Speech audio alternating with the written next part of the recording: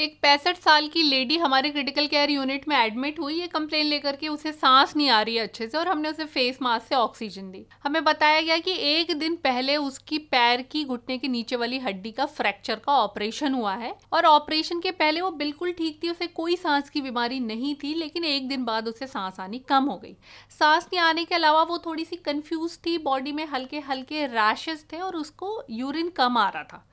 हमने इन्वेस्टिगेट किया और फैट एम्बोलिज्म का डायग्नोसिस बनाया। फैट एम्बोलिज्म क्या होता है कि जब भी हमारे शरीर की किसी लंबी हड्डी का फ्रैक्चर होता है या फिर ऑपरेशन होता है तो उसकी मेडुलरी कैविटी, बोन के जो हॉलो पार्ट होता है उसमें फैट होता है, वो फैट निकल के ब्लड के थ्रू शरीर में फैल जाता है और लंग्स में जा करके या ब्रेन में जाके आंखों में जा करके फंस जाता है और इसे हम फैट एम्बोलिज्म कहते हैं।